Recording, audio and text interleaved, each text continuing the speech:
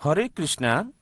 আমার নাম রবিকান্ত পান্ডে, বয়স 23 বছর, আর আমি গ্রাজুয়েশন করেছি কলকাতা বিশ্ববিদ্যালয় থেকে। আর আমি সনাতন ধর্মের অনুসারী। আসলে আপনার সামনে কথা বলার মতো যোগ্যতা আমার নাই, তবুও কিছু বলার চেষ্টা করছি।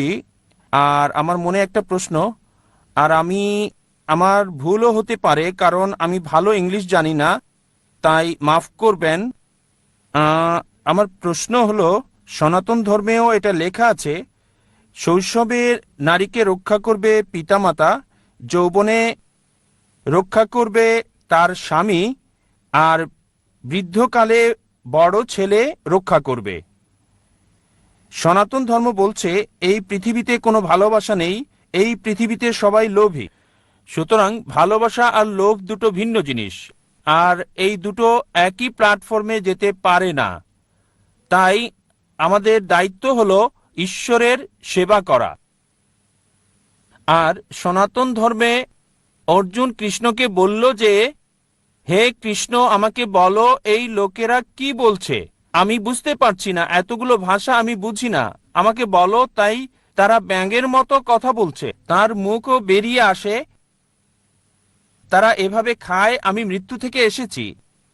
এই পৃথিবীতে কোনো ভালোবাসা নাই, আমরা তুষ্ট করতে চাচ্ছি, এটা সহজাত বিষয়। বলা যায় সনাতন ধর্ম বলছে নারী পুরুষের সাথে যুক্ত হয়, পুরুষ নারীর সাথে যুক্ত। এই আহ, এই সনাতন ধর্ম, কারণ ভগবত গীতায় এসেছে 5200 বছর আগে, এবং 2010 বছর আগে বাইবেলে এসেছে, আর 1400 বছর আগে আপনাদের কোরআনে এসেছে। সুতরাং সনাতন ধর্ম এসেছে লক্ষ লক্ষ বছর আগে। এটাই আমার ধর্ম, আমি তুলনা করছি না। আমাদের জীবনের মানে সেবা করার আপনার জন্য। প্রশ্নটা আসলে কি ভাই? সনাতন ধর্ম পড়েছি, সনাতন সম্পর্কে আমি পরে মন্তব্য করছি। আমি বলছি প্রশ্নটা আসলে কি। আপনি বলতে চান সনাতন ধর্ম হিন্দুইজম নারীকে রক্ষা করে? না, আমি বলছি আমাদের দায়িত্ব কি মহিলাদের খুশি করা নাকি ঈশ্বরকে, মানে ঈশ্বরের সেবা করা? ভাই প্রশ্ন করলেন আমাদের দায়িত্ব কি মহিলাদের খুশি করা নাকি ঈশ্বরকে খুশি করা। হ্যাঁ। ভাই বললেন যে আমাদের দায়িত্ব কি মহিলাদের খুশি করা, ভালোবাসা বা আকাঙ্ক্ষা নাকি সর্বশক্তিমান ঈশ্বরকে খুশি করা। সনাতন ধর্ম সম্পর্কে বলার আগে আমি ইসলাম সম্পর্কে বলছি। আল্লাহ পবিত্র কোরআনে বলেছেন, আমার আলোচনায় বলেছি, সূরা রুম অধ্যায় 30 আয়াত 21 বলা হয়েছে, আল্লাহ সুবহানাহু ওয়া তাআলা তোমাদের সঙ্গী সৃষ্টি করেছেন তোমাদের থেকে যেন তোমরা শান্তি পেতে পারো, আর তিনি আমাদের হৃদয়ে দয়া ভালোবাসা সৃষ্টি করেছেন। তার মানে আল্লাহ আমাদের সঙ্গী সৃষ্টি করেছেন, আমাদের স্ত্রীদের, আমাদের সাথীদের, তাদের নিকট থেকে যেন শান্তি পেতে পারি, তোমরা শান্তি পাবে, সুখ পাবে। আর সর্বশক্তিমান ঈশ্বর তোমাদের হৃদয়ে ভালোবাসা সৃষ্টি করেছেন।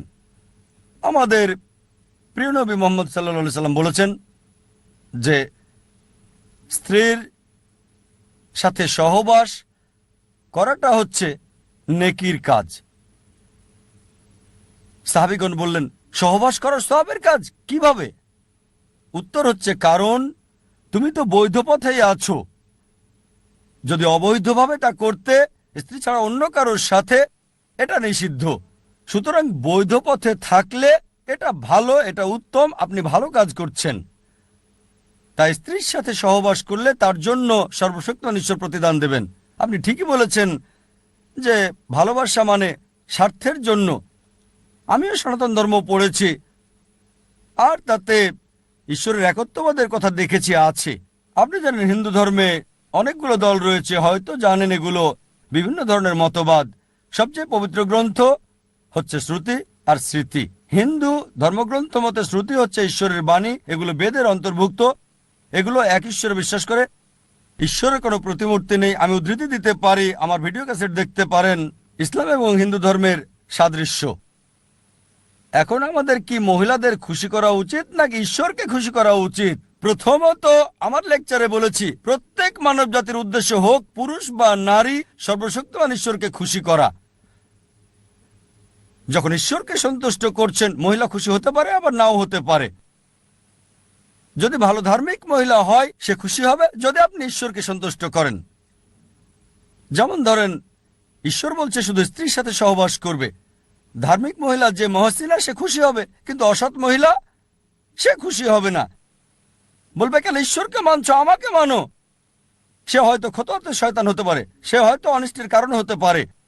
আপনি কৃষ্ণ সম্পর্কে বললেন যে কৃষ্ণ অর্জুনকে উপদেশ দিচ্ছে, যেহেতু কৃষ্ণের কথা বলছেন যে সে হিন্দুদের জন্য রোল মডেল।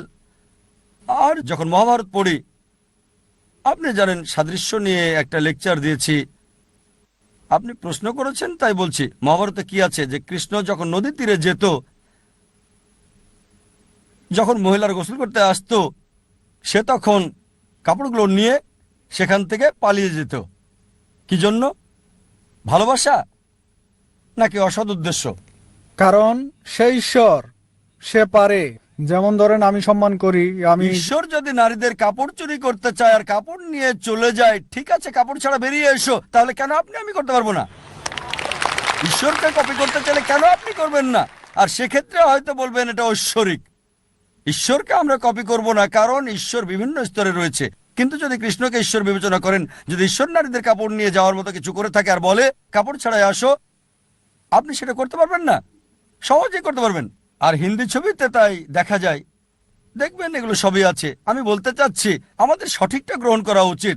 সনাতন ধর্ম পড়েছি, অনেক বিষয় আছে যেগুলো ভালো, শত শত হাজার হাজার ভালো বিষয় আছে, কিন্তু যেটা ভালো না সেটা আপনাকে বাদ দিতে হবে। আমি একটা লেকচার দিচ্ছি ইসলাম ও হিন্দু ধর্মের সাদৃশ্য নিয়ে। এখন কৃষ্ণ সম্পর্কে বলছেন, ভালোবাসা আর লোভ নিয়ে বলছেন। কৃষ্ণের অনেক কিছুই আমি সমর্থন করি, কিন্তু সব কিছু না। অনেক কিছুই তিনি বলেছেন।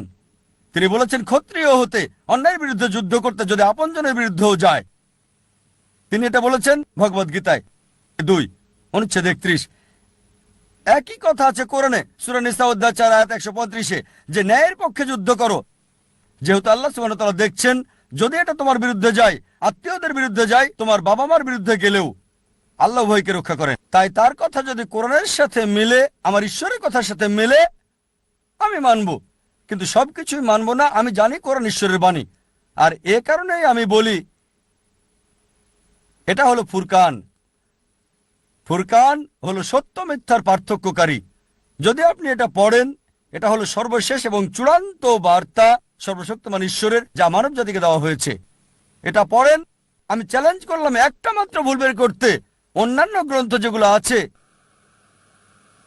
অন্যান্য ধর্মগ্রন্থ, সময়ের আবর্তে সেগুলোর পরিবর্তন ঘটেছে, সংযোজন হয়েছে, মিশ্রণ হয়েছে। একথা কে বলেছে? আমি না, খ্রিস্টান বিশেষজ্ঞ। তারা বলেছে বাইবেল এখন তার আসল রূপে নেই। মহাভারত বিশেষজ্ঞরা বলছে শুরুতে মহাভারত একটা গল্প ছিল, যা অর্জুনের দাদা মানুষজনকে বলেছিল। পরবর্তীতে হলো 8,000 শ্লোকাস থেকে 24,000 শ্লোকাস।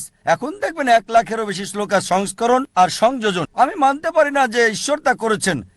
ঈশ্বরের কথা বাদ দেন, ঈশ্বরের বার্তাবাহক এমনটা করবেন না। আমি যা বলবো এটা হয়তো একটা সংযোজন। আমি ঈশ্বরের বার্তাবাহকদের সম্মান করি, কিন্তু যদি বলেন তারা ঐশ্বরিক, তাহলে বলবো ঐশ্বরিক কোনো লোক এটা করবে না। ঠিক আছে, তবে এটা সংযোজন, এটা মিশ্রণ। আমি এ কারণেই আপনাকে অনুরোধ করব, এমন একটা বই পড়েন যেটা শতভাগ সঠিক, সম্পূর্ণ ত্রুটিমুক্ত। আল্লাহ বলেছেন পবিত্র কোরআনে সূরা হিজর অধ্যায় 15 আয়াত 9 যে আমি কোরআন নাজিল করছি, আমি এর হেফাজত করব। সর্বশক্তিমান ঈশ্বর নিজেই বলেছেন তিনি এই কোরআনকে হেফাজত করবেন। যদি এটা পড়েন, সঠিক অধিকার পাবেন যা মহিলারা পৃথিবীতে পেতে পারে। আশা করি উত্তরটা পেয়েছেন।